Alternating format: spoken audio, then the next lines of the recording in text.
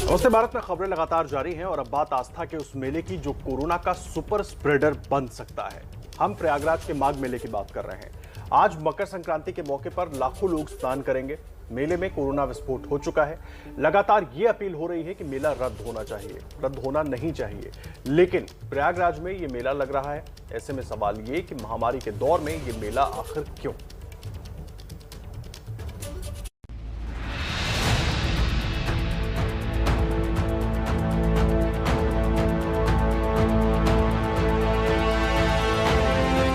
आज से प्रयागराज में माघ मेला शुरू हो चुका है। 47 दिनों तक चलने वाले इस आयोजन के दौरान लाखों की तादाद में श्रद्धालु गंगा में डुबकी लगाएंगे। लाखों की भीड़ के हिसाब से ही तैयारी भी बड़ी की गई है। लेकिन कोरोना महामारी की तीसरी लहर के बीच हो रहे इस मेले पर सवाल खड़े हो रहे हैं, और ऐसा इसलिए क्योंकि माघ मेले में कोरोना का वायरस एंट्री मार चुका है। सिर्फ माघ मेले में ही 38 और लोग कोरोना पॉजिटिव पाए गए हैं। माघ मेले में अब तक पॉजिटिव होने वालों की संख्या 51 हो गई है, तो पूरे प्रयागराज जिले में 379 लोगों की रिपोर्ट पॉजिटिव आई है। कोरोना बम फूटने के बाद भी माघ मेले के हालात नहीं बदले हैं। सरकार दावे तो तमाम कर रही है, लेकिन जमीनी हकीकत में बस लापरवाही नजर आ रही है। के साए के बीच हो रहा है। देश में एक तरफ कोरोना के मामले तेजी से बढ़ते जा रहे हैं, तो वहीं दूसरी तरफ आस्था के इस मेले में भीड़ जुटने पर कोरोना का संक्रमण तेजी से बढ़ने की संभावना जताई जा रही है। हालांकि जो सरकारी अमला है उसने बड़े बड़े दावे किए हैं। दावा ये किया जा रहा है कि हर एंट्री पॉइंट पर लोगों की चेकिंग की जाएगी, बिना मास्क के किसी को एंट्री नहीं दी जाएगी। उन्हीं लोगों को आने की इजाज़त दी जाएगी जिनकी 48 घंटे पहले की नेगेटिव RT-PCR रिपोर्ट है। लेकिन इस वक्त हम संगम के ठीक नज़दीक खड़े हुए हैं। आप देख सकते हैं कि हज़ारों की संख्या में यहाँ श्रद्धालु एक दिन पहले ही आ गए हैं, लेकिन ज़्यादातर ने मास्क तक नहीं लगा रखा है। लोग बेपरवाह बने हुए हैं। तो लोग ना तो अपनी जिम्मेदारी को निभा रहे हैं और न ही जो सरकारी अमला है वो कहीं रोक टोक कर रहा है। जो नियम कायदे कानून बनाए गए हैं वो सिर्फ सरकारी फाइलों तक सीमित होकर रह गए हैं और ज़मीन पर कहीं दिखाई नहीं दे रहे हैं। आज से लाखों श्रद्धालुओं का रेला संगम में स्नान करेगा। माघ मेला आज से शुरू होकर अगले 47 दिनों तक चलेगा। सोमवार यानी 17 जनवरी से पौष पूर्णिमा की शुरुआत है। 1 लाख से ज्यादा संत महात्मा यहाँ कल्पवास करेंगे। माघ मेले को भव्य बनाने के लिए सरकार ने तैयारियां पुख्ता की हैं। 1.25 करोड़ का टेंडर निकालकर 2 दर्जन से ज्यादा झूले और प्रदर्शनियों का इंतजाम किया गया है। मौजूद हैं माघ मेला क्षेत्र के परेड ग्राउंड पर, जहां आप देख सकते हैं कि एक बड़ा प्रदर्शनी लगाए जाने की तैयार है। 1, 2, 3, 4, 5, 7 ऐसे 10, 20 नहीं बल्कि 2 दर्जन से ज्यादा झूले यहां पर लगाए जाने की तैयारी है। 1 से 2 दिनों के अंदर आस्था के इस मेले में झूले लग जाएंगे। यहां पर हजारों लोगों की भीड़ इकट्ठा होगी, मनोरंजन होगा, तमाशा होगा। और जो जानकारी हमें मिली है कि इन झूलों के टेंडर के लिए माघ मेला प्रशासन को 1,81,00,000 रुपए मिले हैं। तो इस तरह से अगर यहाँ भीड़ इकट्ठी होगी, वो भीड़ जो सिर्फ मनोरंजन और तमाशा करने के लिए आएगी, तो यहाँ पर कोरोना का विस्फोट हो सकता है। लेकिन कोरोना के कारण ये सभी जानकारियाँ चिंता को बढ़ा रही हैं। हालांकि प्रशासन की तरफ से कोविड नियमों के पालन के बड़े बड़े दावे किए जा रहे हैं। लगातार रोज जांचें हो रही हैं। जैसे लोग आते जा रहे हैं, जितने कर्मचारी बाहर से आ रहे हैं, उन सबों की जांच करके ही उनको काम पे लगाया जा रहा है, जिसकी वजह से पॉजिटिव निकल के आ रहे हैं।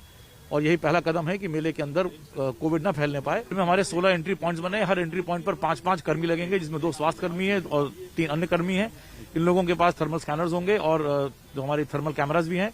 वहीं पर अगर कोई भी सिम्टोमेटिक या लक्षण युक्त मिलता है कोई शरणार्थी, तो वहीं पर उनका एंटीजन टेस्ट तुरंत किया जाएगा।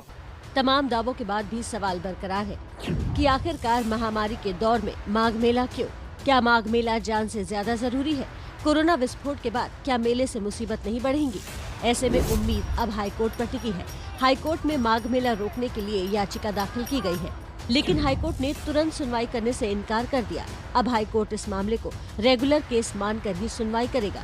उम्मीद है सोमवार को इस मामले पर सुनवाई होगी।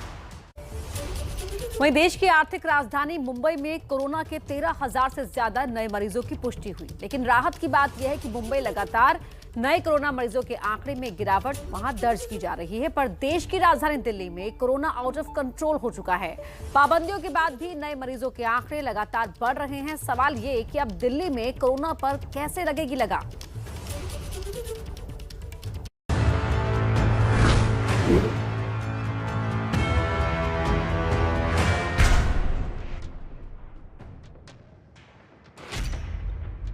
दिल्ली में फूटा कोरोना बम।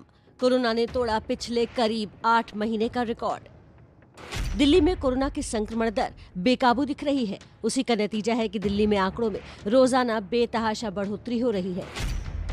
दिल्ली में संक्रमण दर बढ़कर 29.21% हो गई है। पिछले 24 घंटे में 28,867 नए मरीजों की पुष्टि हुई है, तो 24 घंटे में 31 लोगों की मौत भी हुई है। बता दें कि 20 अप्रैल के बाद ये पहला मौका है जब दिल्ली में कोरोना मरीज के नए केस ने 28,500 का आंकड़ा पार किया है। इससे पहले पिछले साल 20 अप्रैल को 28,395 केस आए थे। दिल्ली में पिछले 4 दिनों में 97 लोगों की कोरोना से मौत हो चुकी है। कोरोना के इन आंकड़ों से दिल्ली में चिंता बढ़ी हुई है। ऐसे में दिल्ली के स्वास्थ्य मंत्री से जब सवाल पूछा गया तो उनका कहना है कि टेस्ट ज्यादा हो रहे हैं, इसलिए ज्यादा मामले सामने आ रहे हैं। इसमें घबराने की जरूरत नहीं। ज़्यादा घबराने की आवश्यकता नहीं है, बिल्कुल ट्रांसपेरेंट रहने की जरूरत है। बहुत ज़्यादा संख्या में टेस्ट हो रहे हैं तो केसेस ज़्यादा दिख रहे हैं। पर मैं आपको एक पॉजिटिव साइन बता देता हूँ कि पिछले 4-5 दिन से हॉस्पिटल में जो एडमिशन थे वो स्टैग्नेंट हो गए हैं, बराबर हैं, लगभग रोज बराबर आ रहे हैं। पहले वो तेजी से बढ़ रहे थे, पहले दिन 100 थे, फिर 200 हो गए, फिर 300 हो गए, फिर 400 हो गए, फिर 500, ऐसी तेजी से बढ़ रहे हैं, एक्सपोनेंशियल बढ़ रहे हैं। अब वो 500 है तो 500 पे स्टैग्नेंट कर रहे हैं। तो अब ऐसा लगता है कि भाई 4-5 दिन तक स्टैग्नेंट है तो लगता है धीरे धीरे कम हो। अब जैसे हॉस्पिटल एडमिशन कम होने स्टार्ट होंगे, इसका मान लीजिएगा कि ढलान पे मतलब दिल्ली में कोरोना के 94,000 से ज्यादा एक्टिव मरीज हैं। ऐसे में दिल्ली सरकार के 2 बड़े अस्पताल जीटीबी और एलएनजेपी हॉस्पिटल ने अगले आदेश तक रूटीन और वैकल्पिक सर्जरी पर रोक लगा दी है। सरकार कोरोना को रोकने के लिए हर मुमकिन कोशिश कर रही है। अस्पताल में बेड्स की संख्या भी लगातार बढ़ाई जा रही है, तो वहीं होम आइसोलेशन वाले मरीजों के लिए ऑनलाइन योग क्लास की भी व्यवस्था की गई है। मेंटली भी स्ट्रांग रहें, फिजिकली भी स्ट्रांग रहें। देखो इसके अंदर कोरोना के अंदर सबसे इम्पोर्टेंट तो हवाई है। ऑक्सीजन ज़्यादा लीजिएगा, शांत रहिएगा, तो उसके लिए सब योगा उसमें बहुत हेल्प करता है कि आप शांत रहेंगे, आपको टेंशन कम होगी, स्ट्रेस कम होगा, तो ये हेल्प करेगा रिकवर करने में, आपकी इम्यूनिटी बढ़ाएगा। तो कोरोना के क्लासेस का लोग काफ़ी फ़ायदा उठा रहे हैं और मैं चाहता हूँ कि सब लोग उसका फ़ायदा उठाएं। लेकिन सवाल है कि दिल्ली में लगातार पाबंदियां बढ़ाई जा रही हैं। नाइट कर्फ्यू के साथ साथ वीकेंड कर्फ्यू लगाया गया है। ऑड इवन के आधार पर बाजार खुल रहे हैं। दिल्ली में कंटेनमेंट जोन की संख्या बढ़कर 23,997 हो गई है। कुल मिलाकर कहें तो बात ये कि दिल्ली में तमाम तरह की पाबंदियां लगाई जा रही हैं, लेकिन इसके बावजूद कोरोना पर कंट्रोल होता नहीं दिख रहा। दर घटेगी और दिल्ली में जो हम बढ़ता हुआ ग्राफ देख रहे हैं उसमें भी नीचे वो ग्राफ जाता हुआ नजर आ सकता है। लेकिन मौतों को लेकर उनका ये कहना है कई एक्सीडेंटल डेथ भी होती हैं और जब बाद में उनका कोरोना टेस्ट कराया जाता है तो उसमें वो पॉजिटिव आते हैं और जब वो पॉजिटिव आते हैं तो उनका जो मौत का जो आंकड़ा जो तैयार किया जाता है उसमें उसको जोड़ लिया जाता है। इस वजह से भी मौत की संख्या ज़्यादा नजर आ रही है, लेकिन फिलहाल इस पर भी सरकार की नज़र बनी हुई है। कैमरामैन भूपेंद्र रावत के साथ दीपक सिंह रावत, एबीपी न्यूज़, दिल्ली।